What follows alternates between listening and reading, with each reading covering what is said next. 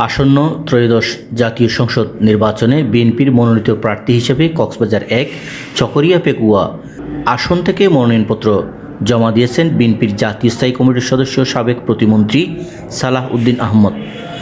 রবিবার বেলা ৪টার দিকে তিনি চকরিয়া উপজেলার নির্বাহী কর্মকর্তা ও সহকারী রিটার্নিং কর্মকর্তা শাহিন দেলোয়ারের কাছে মনোনয়নপত্র জমা দেন।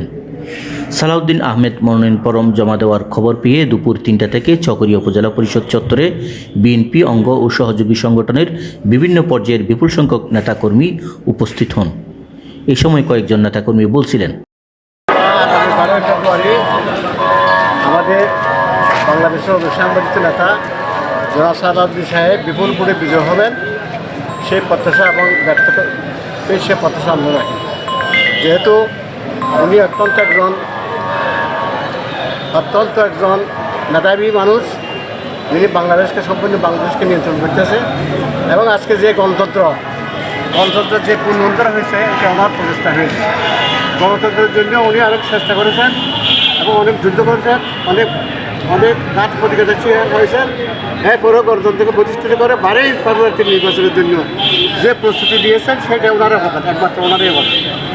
তাই আমরা ওনার কর্মী হিসেবে ওনার ভবিষ্যৎ কামনা করি। ইনশাল্লাহ এই চকরিয়া পেকুয়াতে উনি অনেক ভোটে বিজয় হবেন। তারুণ্যের ভাবনা জনাব তারেক রহমানের একটা মিশন এবং ভিশন হচ্ছে ত্রয়োদশ জাতীয় সংসদ নির্বাচন। আগামী নেতৃত্ব তরুণদেরকে উদ্বুদ্ধ করার জন্য, তরুণদেরকে ইন্সপায়ার করার জন্য বাংলা জাতীয়বাদী দলের একটি চেয়ারম্যান জনাব তারেক রহমান যে উদ্যোগটা নিয়েছে সেটা হচ্ছে আগামী সংসদ হবে তরুণদের একটি পাঠশালা। সেক্ষেত্রে আমরা মনে করি আগামী সংসদ নির্বাচনে, ত্রয়োদশ সংসদ নির্বাচনে তরুণরা যারা আছে তরুণরা বাংলা জাতীয় দলের একটি চেয়ারম্যান জনাব তারেক রহমানকে একটা আইডল হিসাবে নিয়েছে। আমার ভাবনা, আমার চিন্তা হচ্ছে আগামী নেতৃত্বে যারা ভোট দিবে তরুণরা সবচেয়ে বিএনপিকে ভোট দেবে বলে আমি আশা করতেছি।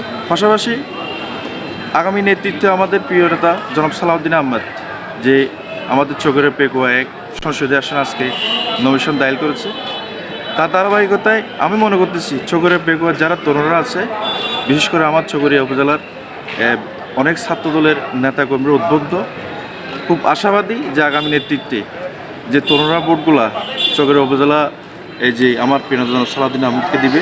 আমাদের দৃঢ় বিশ্বাস, আমরা তৃণমূলের যারা নেতাকর্মী আছি আমাদের দৃঢ় বিশ্বাস উনি সর্বোচ্চ সংখ্যক ভোট পেয়ে এখনই নির্বাচিত হবেন।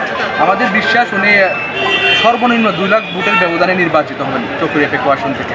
কারণ এই আসন হচ্ছে উনি এই আসনের উন্নয়নের উপকার, এই আসনকে উনি পুরো বাংলাদেশের মধ্যে বিখ্যাত করেছেন। ওনার নামে এই আসনকে সবাই চেনে। আমি চাই উনি 2001 সালের পরে 24 বছর পরে এবার প্রথম 24 বছর পরে এবার নির্বাচন করছেন। জনগণ ওনাকে স্বতঃস্ফূর্তভাবে ঈদের আমেজে ভোট দিয়ে নির্বাচিত করবে। মনোনয়নপত্র জমা দেওয়ার সময় উপস্থিত ছিলেন কক্সবাজার জেলা বিএনপির সাধারণ সম্পাদক অ্যাডভোকেট শামীম আরা স্বপ্না, চকরিয়া উপজেলা বিএনপির সভাপতি এনামুল হক, জেলা বিএনপির সহসভাপতি মিজানুর রহমান চৌধুরী, জেলা বিএনপির সাংগঠনিক সম্পাদক ও মাতামুহুরী সাংগঠনিক উপজেলা বিএনপির সভাপতি জামিল ইব্রাহিম চৌধুরী, পেকুয়া উপজেলা বিএনপির সভাপতি বাহাদুর শাহ, চকরিয়া পৌরসভা বিএনপির সভাপতি নুরুল ইসলাম হায়দার, চকরিয়া উপজেলা বিএনপির সাধারণ সম্পাদক এম মোবারক আলী, পেকুয়া উপজেলা বিএনপির সাধারণ সম্পাদক ইকবাল হোসেন, চকরিয়া পৌরসভা বিএনপির সাধারণ সম্পাদক এম আব্দুর রহিম, মাতামুহুরী সাংগঠনিক উপজেলা বিএনপির সাধারণ সম্পাদক Hefazatur Rahman Tipu. BD world news desk.